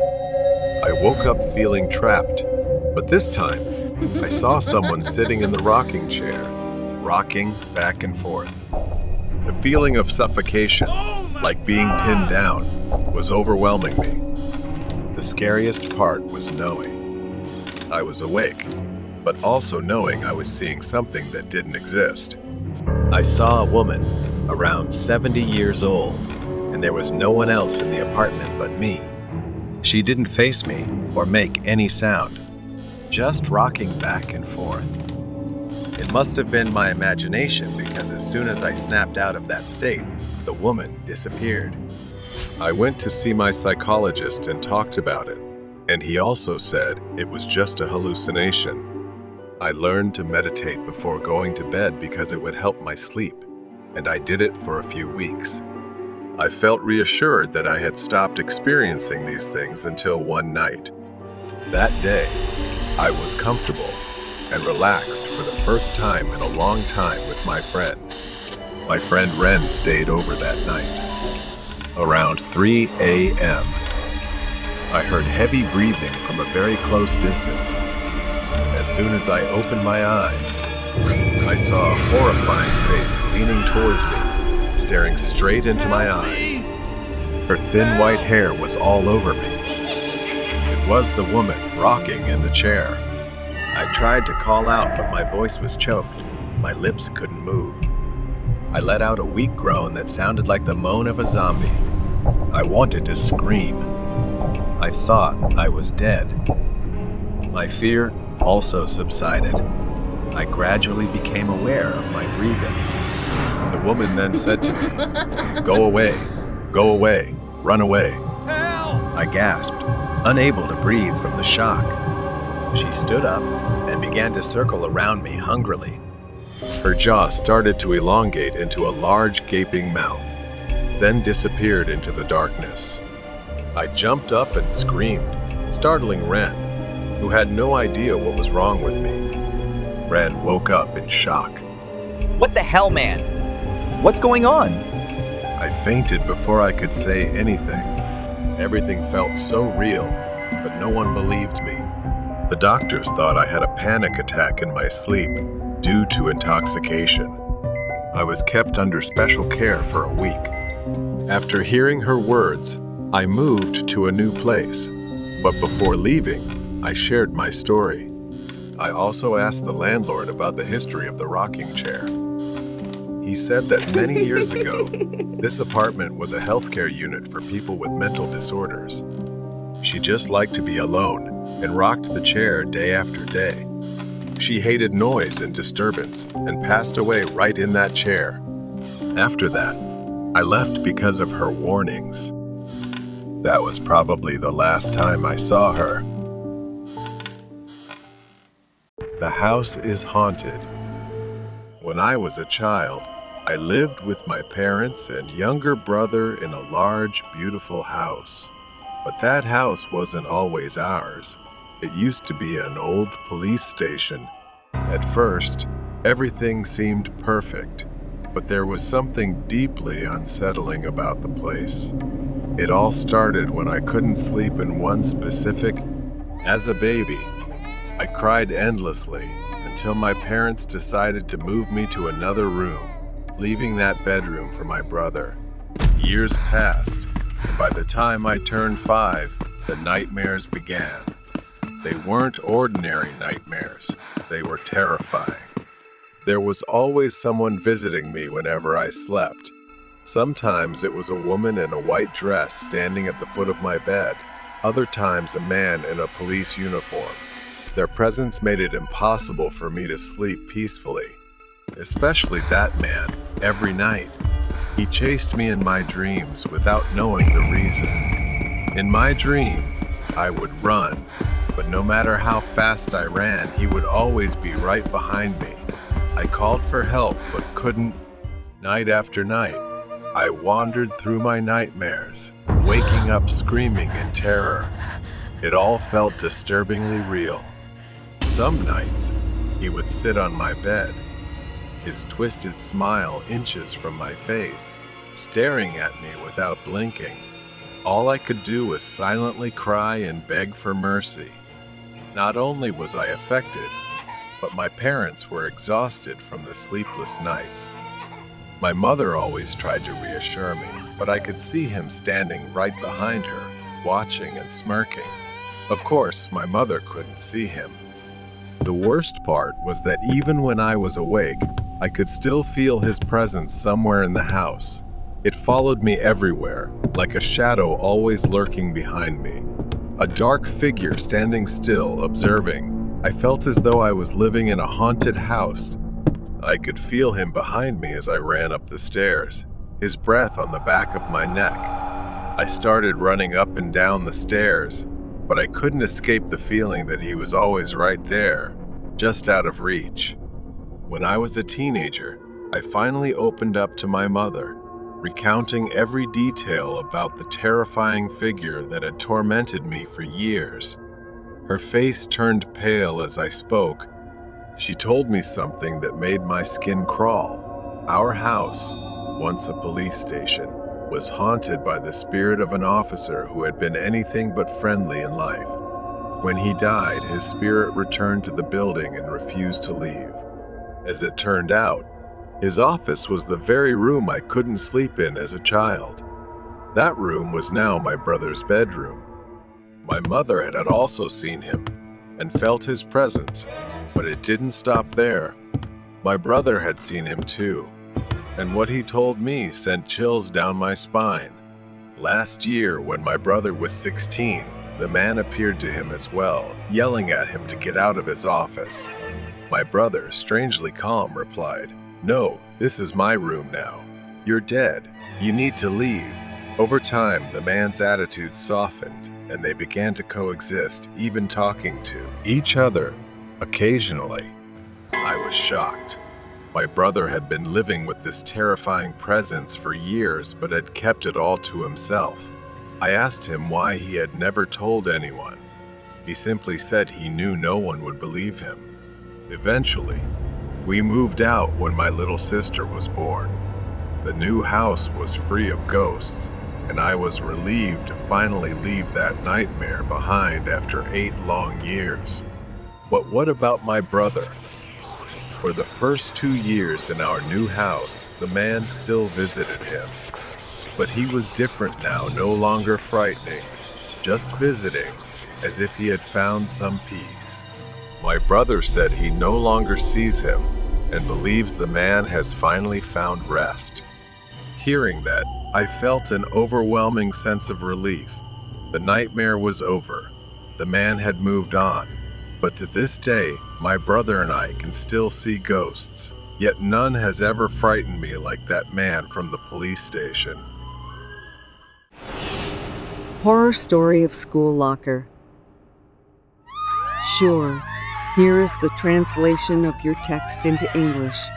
A few days ago, Anna attended a party. The police showed up, and everyone scattered. Anna took a shortcut, fell into the river, and has been missing since. When they found her, she was no longer alive. She had passed away. The principal asked Kat to clean out Anna's locker. It had been a week since the funeral, and ANA's mother still hadn't come to collect her belongings. Kat nodded, feeling both curious and fearful. Anna had been one of the popular girls, always surrounded by friends. The news of her sudden death had shocked everyone. She wasn't like that. I was quite shy and had almost no friends. She approached the locker, its dull gray door a stark contrast to the vibrant memories of its owner. She twisted the combination lock, and with a metallic click, it opened. Inside, the locker was neatly organized. It only took her a few minutes to scoop Anna's belongings into her backpack. There were just a few textbooks, a small makeup pouch, and a neatly folded scarf remaining. As she reached in to gather the items, a strange gust of wind brushed against the back of her neck, sending a shiver down her spine. She glanced around, but the hallway was empty. She picked up the scarf, its silk smooth and cool. She remembered that Anna always wore this scarf like a treasured possession. It seemed that she really loved it. Suddenly, a whisper echoed in the confined space, telling her that the scarf was beautiful and would suit her perfectly. Her heart pounded. Perhaps she had imagined it. She continued cleaning the locker, but the unease lingered. As she closed the door, the whisper came again, more insistent this time, telling her, "Wear it always, and everyone will admire you." How could she refuse? Even as goosebumps rose on her skin, she nodded and tied the scarf around her neck. Although it was silk, it felt heavy, pressing down on her bones. Kat looked up at the mirror and almost screamed. She didn't just look like Anna in that moment. She was Anna. The scarf somehow warped her skin, transforming her face. She pulled with all her strength, but it wouldn't come off. Her elbow struck the mirror, causing it to bleed. Then a voice whispered, "It's okay," and assured her that everyone would love her. She decided to take a chance and see if it was true. Days passed, and she began to notice changes. People who had never acknowledged her before started to smile and greet her. The popular crowd invited her to sit with them at lunch. Kat enjoyed the attention she was receiving.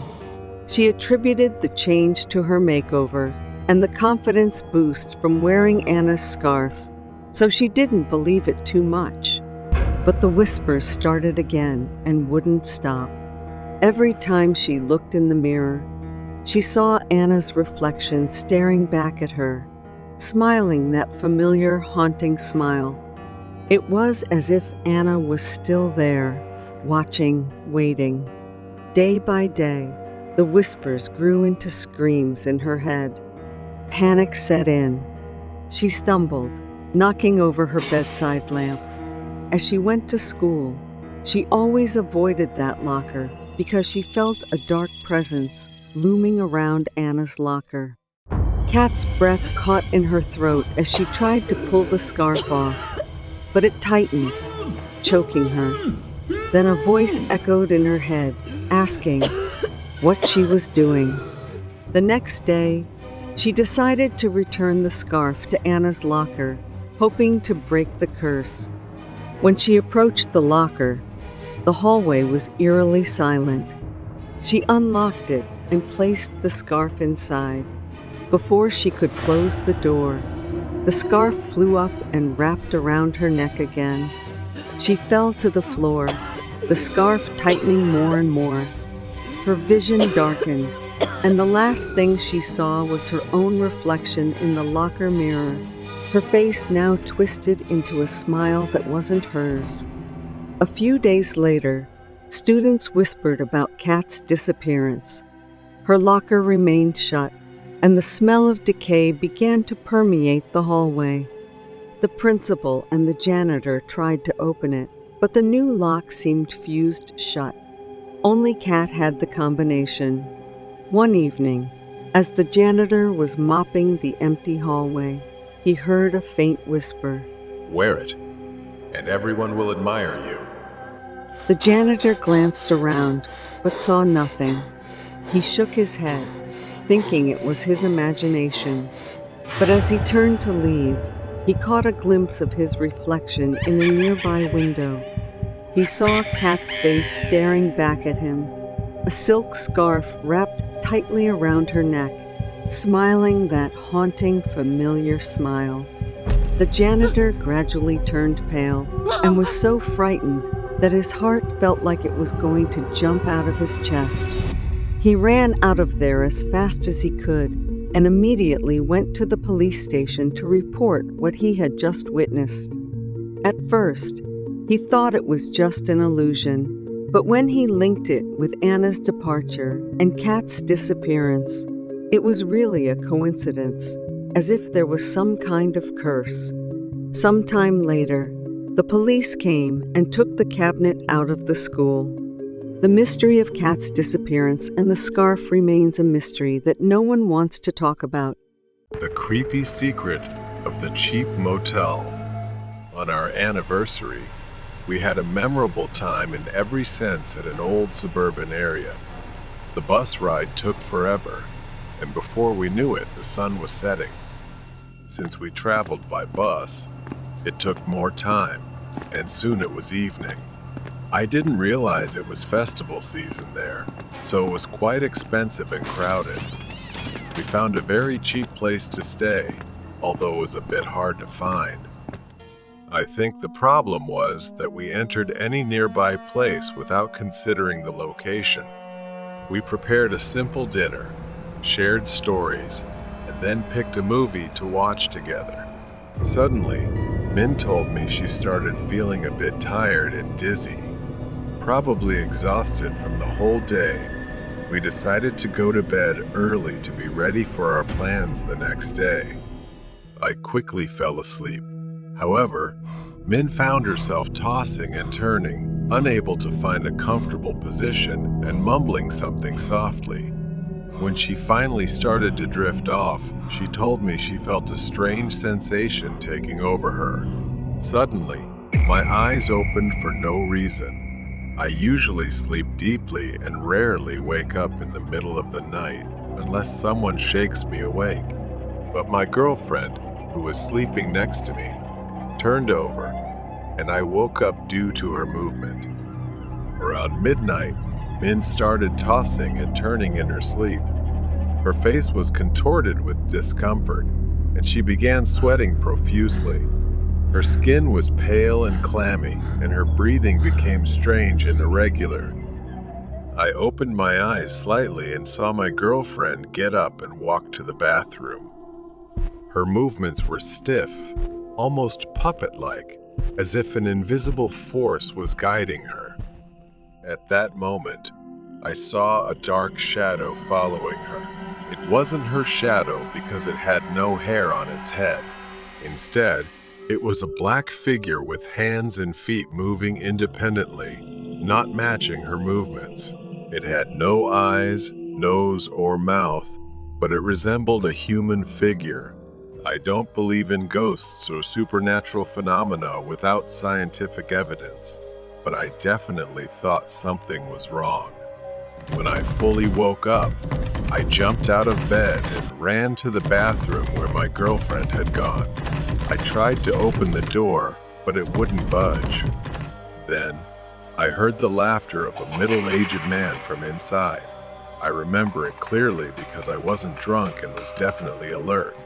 Slowly turning the locked doorknob, I shouted my girlfriend's name. "Open the door." I stood outside the bathroom, anxiety engulfing me. But there was no sound from inside, and the door remained closed. I still can't recall if the next part was a dream or reality. The laughter grew louder and more terrifying.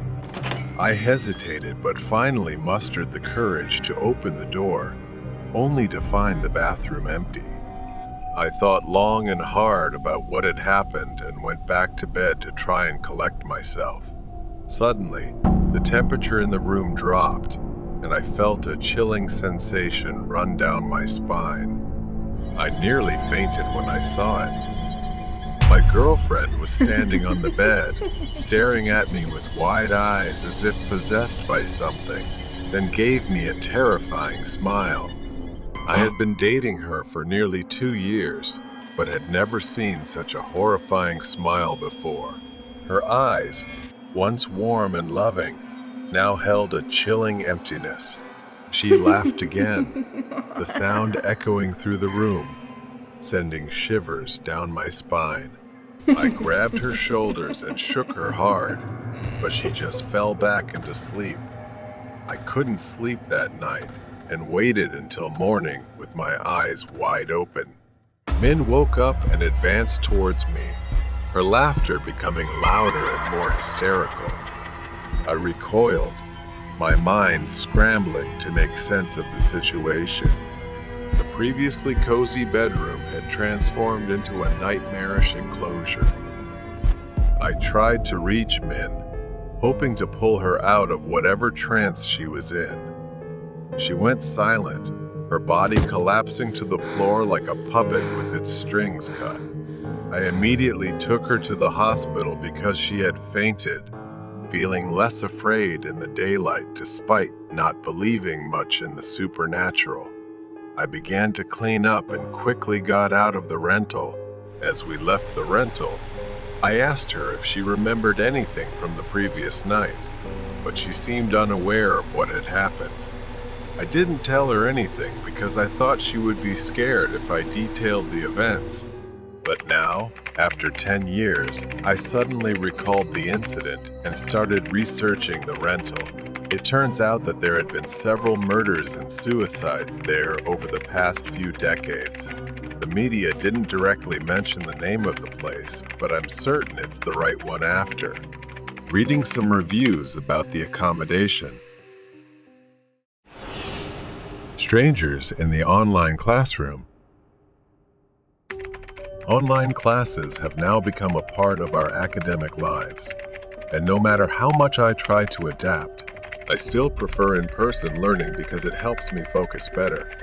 I live alone in a small rented apartment, away from my family. That day, my last class ended at 9 p.m. I pretended to pay attention, but in reality, I was scrolling through my phone under the desk, sipping on an energy drink to stay awake. The lecture went on, and I barely listened. The class was about to end, and as soon as my teacher logged out, a few friends and I decided to stick around and chat. We were joking around, unwinding after a long day when suddenly, something strange happened. The familiar sound of someone joining the conversation echoed through my headphones. A new name appeared, Tim OO. None of us knew who this was, but we thought it was just one of our friends playing a prank on us. At first, it was funny. We laughed, waiting for them to reveal their identity. The camera on this new person's feed turned on, but the screen was pitch black. We couldn't see anything, and all we could hear was heavy, raspy breathing through the microphone. One of my friends, Thomas, decided to break the tension by mocking the situation. He joked, "Oh no, I'm so scared." Our laughter was forced, half-hearted at best. Then the stranger spoke. The voice didn't sound entirely human. It was deep, distorted, as if they were using a voice modulator. My body went cold, and my skin tingled with fear. The laughter stopped. No one said a word. Thomas asked, his voice trembling, "Who are you?" I wanted to believe it was still a joke, but deep down, I knew something was wrong. The screen shifted. Something moved forward. Now I could see more, just enough to make out a face. But the face was wrong. It was distorted, twisted. One eye was higher than the other, and the mouth curved into a bizarre grin. The low-resolution camera made it even creepier, as if the features were shifting, morphing before my eyes. I wanted to believe it was a mask, but it didn't look like one. My heart pounded in my chest, cold sweat trickling down my forehead. Thomas wasn't laughing anymore. No one was. We were frozen, staring at this grotesque figure, unable to look away. Then the stranger spoke again, this time calling Thomas by name. I got goosebumps when he said, "Because you've been so mean to me, I'll punish you first." Thomas turned pale. His nickname in the chat was just Student 17. There was no way this person could know his real name. My mind was spinning. Who was this person? How did they know Thomas's name? I could hear him gasping through the mic, his voice shaking as he stammered, "How do you know my name?" The screen flickered again, and the image disappeared. I leaned closer to the screen, squinting, trying to make out the faint image. I messaged Thomas in a private chat, asking if he was okay, but fear gnawed at me. What if this wasn't just a joke? What if that person knew where Thomas lived? What if they knew where I lived? Wet, dragging footsteps echoed through the speakers, growing louder, closer. Suddenly, the figure leaned in, its grotesque face filling the screen. The camera was now so close that I could see every horrifying detail: cracked and peeling skin, hollow, white, soulless eyes. We screamed in panic. My hands were shaking uncontrollably. I shouted for Thomas to log out and escape. Without hesitation, we shut the laptop. My heart was pounding so hard, it felt like it was about to leap out of my chest. I double-checked, quickly locking all the windows and doors. I grabbed my phone to check on Thomas, to make sure he was okay. But as I did, I felt something in my room. I knew it was irrational, just my mind playing tricks on me, but the fear was real. That night, I barely slept. Every time I closed my eyes, I saw that deformed, decaying face staring at me from the darkness. Even though the call had ended, the fear lingered.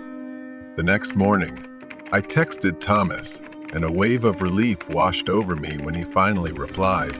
He was safe. Nothing had happened to him overnight, but none of us could shake the lingering terror.